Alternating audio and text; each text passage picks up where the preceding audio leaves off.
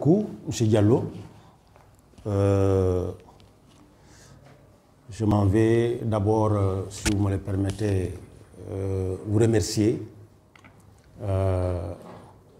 d'être venu pour permettre à tout le monde de connaître, d'apprécier tout ce qui se fait au niveau de l'ISEP de Bignona. La presse est d'une extrême importance pour les jeunes institutions que nous sommes. L'ISEP de Bignona a été créé il y a juste quelques années, mais nous venons de boucler une seule année. Donc, concernant les rappels, comme vous le savez, nous avons travaillé dans une année difficile, une année Covid-19, avec tout son lot de contraintes, de difficultés de conduite des activités. Nous, au niveau de l'ISEP, nous devrions démarrer l'année 2019-2020 le 6 avril 2020. C'était la date initiale qui avait été retenue. Avril 2020. Entre-temps, la Covid a obligé donc les autorités locales, les autorités nationales à prendre des décisions. C'est notamment le décret de l'état d'urgence qui a été pris le 14 mars 2020. Et du coup, notre ouverture s'est trouvée différée. Donc on ne pouvait pas démarrer au mois le 6 avril comme initialement retenu. Mais notre ministère de tutelle a donné des instructions. Notre ministère de tutelle, le ministère de l'Enseignement supérieur, de la Recherche et de l'Innovation, a donné des instructions pour que les établissements de l'enseignement supérieur maintiennent un certain nombre d'activités en ligne. Et comme nous sommes une jeune institution, nous n'avions pas encore tous les éléments, même notre personnel n'était pas suffisamment formé pour ce genre d'activités pédagogiques, parce que vous convenez avec nous que c'est des activités extrêmement exigeantes, tant du côté des enseignants que du côté des apprenants, pour faire un cours en ligne. Mais le ministère a fait beaucoup d'efforts, d'abord pour préparer nos enseignants à avoir vraiment les éléments qu'il faut pour pouvoir faire des cours en ligne. C'est ainsi que nous avons été accompagnés dans la formation de nos formateurs par l'UVS, l'Université virtuelle du Sénégal. Nous avons aussi été accompagnés par l'Université Assane Seck au travers de sa plateforme. Et c'est ainsi que nous avons mené plusieurs activités, encore une fois, pour préparer nos formateurs au cours en ligne. Et au mois de juillet 2020, nous avons essayé de mener quelques cours en ligne avec nos apprenants. Ce n'était pas facile, parce que les contraintes, vous pouvez bien les deviner, surtout du côté des apprenants, c'est qu'ils n'avaient pas les outils. Nous avons 3 filières. La filière gestion, unité, transformation agroalimentaire, GUTA. La filière gestion, exploitation agroforestière et la filière énergie renouvelable et production durable. Ce sont ces 3 filières qui sont concernées, qui sont donc ouvertes depuis l'année dernière. Nous avons 28 apprenants en gestion, unité de transformation.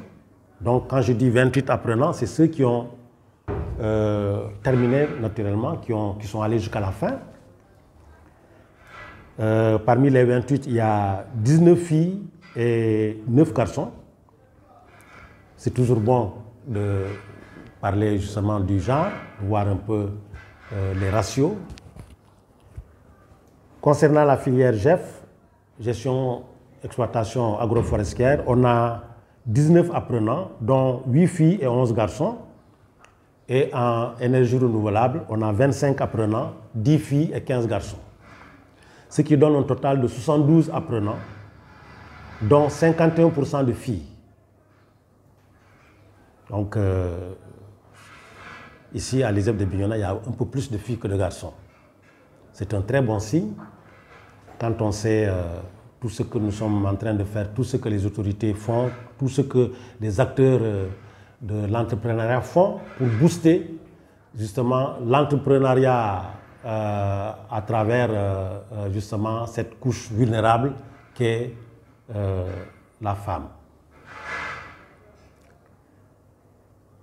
Alors, donc nous avons démarré le 1er septembre 2020 et nous avons terminé l'année le 13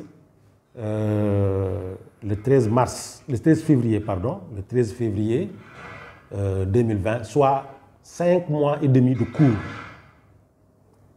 On a pu terminer le programme.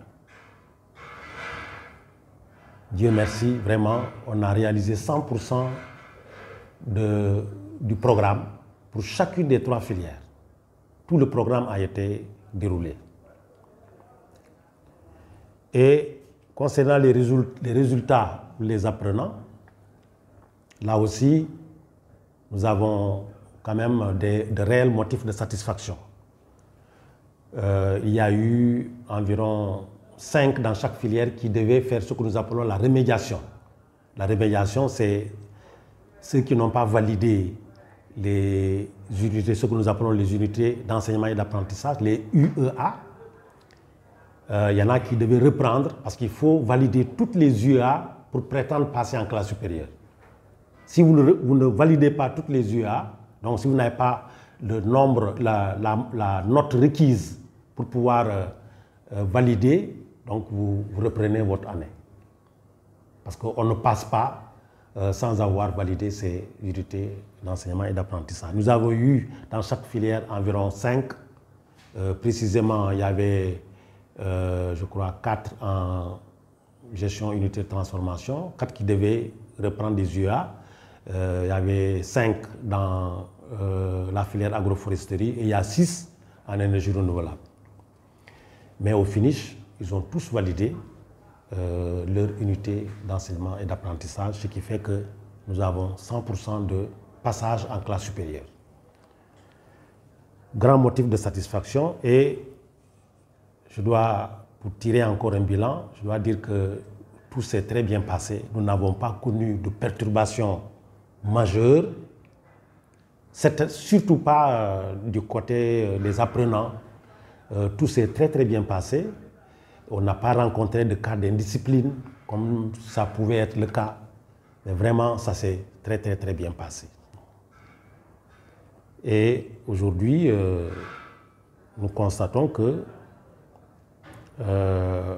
lorsqu'il y a une stabilité dans une structure, les résultats suivent. Même s'il est trop tôt d'en parler, mais nous pensons que le fait que les choses se soient déroulées normalement a permis justement d'obtenir ces résultats, non seulement dans l'achèvement des programmes, mais également dans les résultats des apprenants pour passer en classe supérieure.